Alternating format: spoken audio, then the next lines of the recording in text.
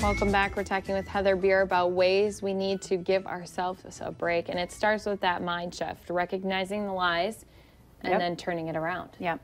So a lot of times these things that we hate about ourselves, we want to keep hidden. It causes us shame. Shame wants to hide because that's where it thrives. Shame cannot live and survive in exposure. And so we partition off these parts of ourselves that we hate.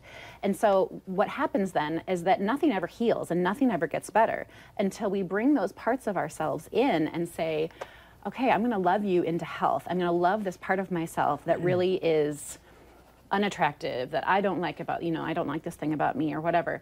I'm going to accept it. I'm going to give it my own acceptance, my own unconditional love, because that's the only way that it's ever going to turn into something different. Because we can't, hatred doesn't turn things into good things, right?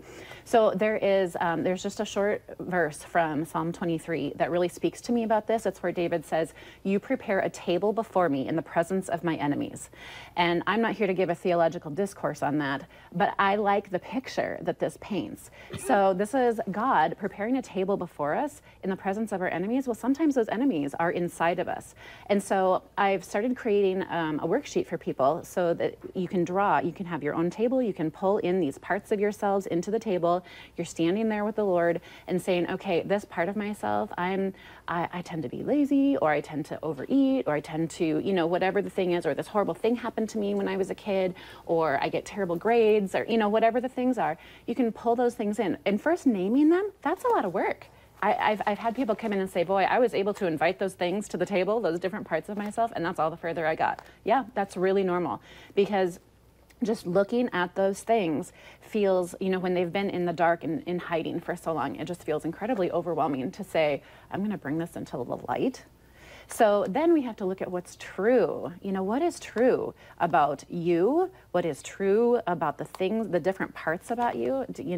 Are they worthy of being hated? No. When we really start to examine those things, it can make everything look a little bit different. Because what if I offered love to that part of myself that is an overeater or whatever, rather than hatred, which keeps shame building and keeps hiding, which keeps the cycle going. It's all about that, how we just get stuck in these shame cycles.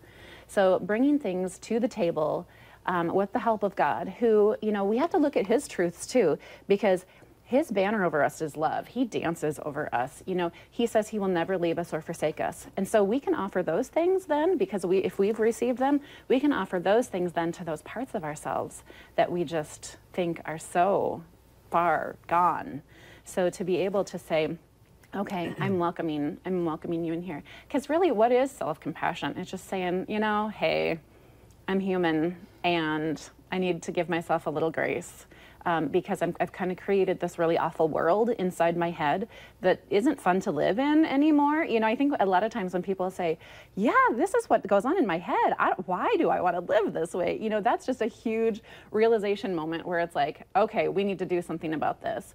But that shift, it's creating new neural pathways, because we've created such, a neural pathway might be likened to like the Grand Canyon or something. We've carved out this Grand Canyon in our brain of all these negative things. So to start to make a new little rivulet of truth and love and acceptance, it takes a little bit of work. It takes a little bit of time, but it's worth it. Amen to that. Thanks for being here. Appreciate it. All right, stay with us. When we come back, we're going to be talking about much more right here on North Dakota Today.